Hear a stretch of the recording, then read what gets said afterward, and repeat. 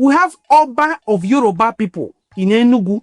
We have in Owerri. We have in Umuahia. We have them in Ebonyi State. We have them everywhere. We have Serikin of Arawa community here in Asaba.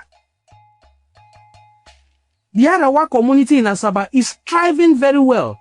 You need to talk to them. You go to talk to their Serikin, and they have a super Serikin in Onitsha that controls the one in Asaba. How is it that others are able to organize themselves in our own land, but we cannot organize ourselves in their own land? Is it because it is Ndi Igbo again? And if we talk, they will say we always cry marginalization. We have to state things the way they are.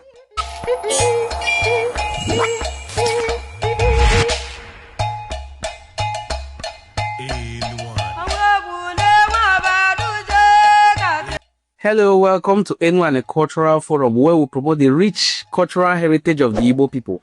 There's something I want to quickly address, and it is the subject of Ezenibo in diaspora. Most people misunderstand the concept of Ezenibo. When they hear Ezenibo, they imagine a king of Igbo people in a foreign land. And then they imagine that this king is governing over a particular territory. He's trying to institute monarchy in another man's land. Now, I want to clarify that this is alien to Igbo culture. In Igbo land, all over Igbo land, there is no history of Ndi Igbo conquering people, taking over their land, and imposing the Igbo language on them. Ezenibo is totally misunderstood. Every organization in Igbo land has Eze. Even if when I was a little boy, joining the masquerade group called Olobo, we have our Eze. The groups that dance Aja have Eze. The groups that contribute money have Eze. Every group you belong to in Igbo culture has its own Eze. That Eze is the leader of the group. When we do our festivals, we have all our different Eziwu, if it is Iwu festival. When we do New Yam festival, we have Ezeji. Some call it Digi, depending on the dialect of Igbo language that you speak. But Eze is a word used for leadership in Igbo language. So when you hear Ezenibo, for instance in Ghana or South Africa, it doesn't mean that the Igbo people in South Africa are trying to form a monarchy or a new kingdom in South Africa. No. It means the leader of the Igbo people in that area. And everywhere you find Ndi Igbo, we usually organize ourselves together for certain reasons. Now, there are different cultural reasons why Ndi Igbo preserve themselves and gather together, especially when you are outside the Igbo homeland. An oppressed people usually stay together. Why we usually gather together in groups is this. One, it helps us to preserve our cultural identity. These Igbo groups that you see gather together, every year you will see them doing New Yam Festival. They will do every kind of festival that is observed back home. It helps them to keep their culture, their language alive. Most importantly, this is a bad case scenario, but we have to paint it. When an Igbo person buys in a strange land, in a foreign land, Nobodo Igbo, how do you think they transport them back home? It is these groups that organize themselves together, contribute money, organize documents, facilitates the proper transportation of the remains of this person back home for proper Igbo funeral and interment. We all know that in Igbo culture, where a man is buried matters a lot. We don't bury our people in foreign lands. Even when we do, a mock funeral is done back home with a mock casket. We all know what I'm talking about. That is Igbo culture. These are the reasons why we organize ourselves together and we also make contributions back home. These Igbo groups that are being antagonized for organizing themselves together are making heavy contributions back home. Asnwe, ikwu amaro ibezi ya. Oya mane iba kuziene. What you don't understand, people explain it for you. The Igbo culture is based on the principle of onyanya na wanneya. Onyanya na wanneya. We usually come together and create a support system for one another. This is why when there is a marriage ceremony, a funeral, whatsoever it is that will be too difficult for one person to carry, you see these groups coming together to assist. making contributions, traveling long distances to make sure that one neighbor is not disgraced. That is the Igbo culture. I was a little boy, I wasn't yet a man, when I saw my father making contributions in a group called Ogodilo Yenono Odiladilo. When you have prestige and pride back home, you should be able to have the same prestige outside. What do? When there's a marriage ceremony, funeral ceremony, they contribute drinks like thrift and present to whoever is getting married. That is the Igbo culture. Not nowadays when people come to say, let's go and drink. It is before, let's go and give to support. That is the Igbo spirit. And that is why you have Ezenibo in Ghana. That is why you have Ezenibo in South Africa. If you abolish this group, like I'm hearing that Ezenibo are planning, or they have already announced that they have placed a ban on Ezenibo in diaspora.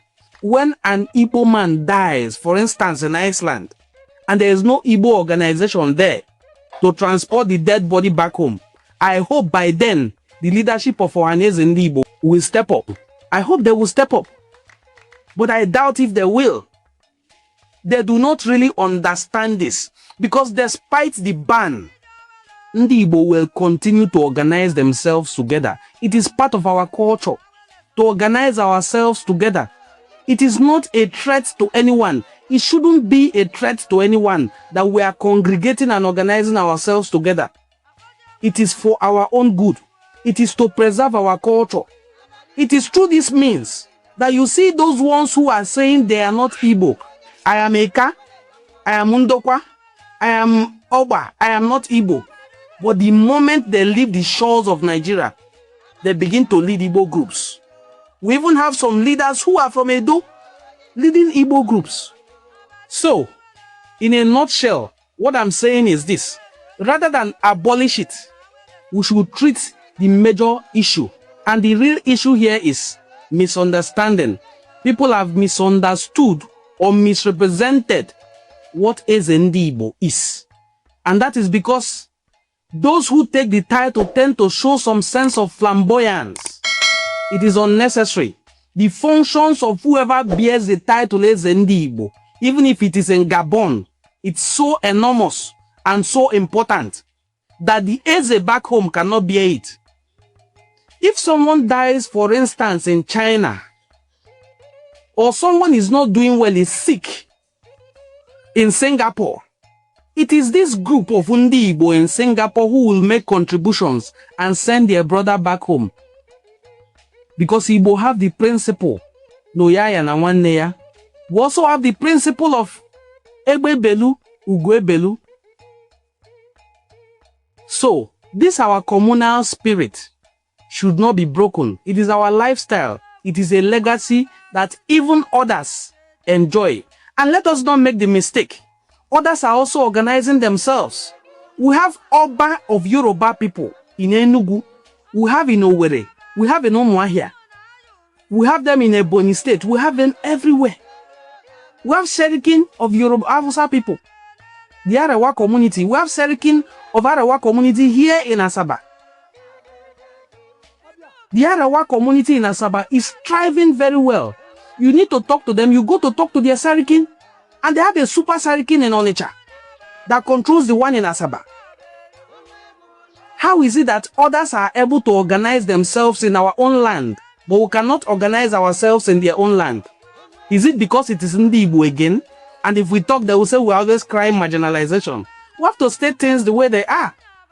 We must be allowed to be ourselves, to live our life the way others are allowed to live theirs. In Owerri, I have seen a Wedu festival in Owerri. A Wedu festival. Is a Wedu our food? No. The Yoruba people organize themselves together to celebrate a Wedu festival. In Owerri, if you head to Obinze, you will think you are in northern Nigeria. We have a Hausa in the heart of Douglas Road. Please, please, let us live and let live. Like I said earlier, Egbe Belu, Ugwe Belu. Nkesi Ibeye Bero Nkukwaya. Bikoni, let us not throw away the baby with the bathwater. If we don't understand what it is, Ndi Igbo, we should sit down and learn. No man is an island of knowledge. We should sit down and learn.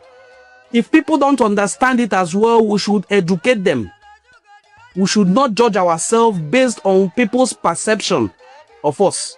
We should be able to sit people down and explain to them. Explaining to them that even in my hometown, where you have the king of the community, we have Ezenibo, we have Eze of different groups. Every group has an Eze in Igbo land. That way, outside Igbo land, anywhere you see Eze, treat it that way. It is not a kingship system. Let me ask you this very important question. These Ezes of Ndi Igbo outside Igbo land, they have tenures. In 3 years or 5 years, he has finished his tenure, another person enters. Is that how kingship operates in your own community? Kingship is not tenured, but this Ezenibo is tenured. They also contest for it. Please, let us change this narrative. And I see some people who are from Igbo land who are pushing the wrong narrative about Ezenibo. Is it out of ignorance or what? The minute you leave Nigeria, the minute you live 1 week or 1 month abroad, you will understand the need to congregate with your omonna. You will understand the need. If you don't know so bia, it's not somebody that will tell you to go and greet the person. Not this why you are here saying, I am not Igbo. I'm from a banker. We are not Igbo. I'm from Oba. We are not Igbo. The minute you hear somebody say bia, and you find yourself in one of the Scandinavian countries, you find yourself in the Caribbean or any part of the world, even if it is backyard here, Ivory Coast, you see somebody saying bia, you will remember that you are Igbo that day, and you will see the need to organize yourselves together. And when you start organizing yourselves together, certainly you will have an Eze. You have a leader. That leader is Eze. You have Ezeji. That Ezeji does not dethrone the king of the community. We have Eze Kolobia, king of the youths, king of boys. He does not dethrone the king of the community. We have Ezolobo, Ezemon. We have different Eze, depending on the group that they organize. And you will be shocked that in one country you have more than 5 Ezenibo. So please, let's tone down the misunderstanding and spread knowledge. Thank you so much for watching this video. If this video in any way enlightened you, or I said something you feel is misrepresented, let me see your comment in the comment section. I will look forward to seeing you in my subsequent videos. Once again, my name is Prince Fortune. And this is Enu and a Cultural Forum, where we promote the rich cultural heritage of the Igbo people. I will see you in my subsequent videos. Thank you. Bye.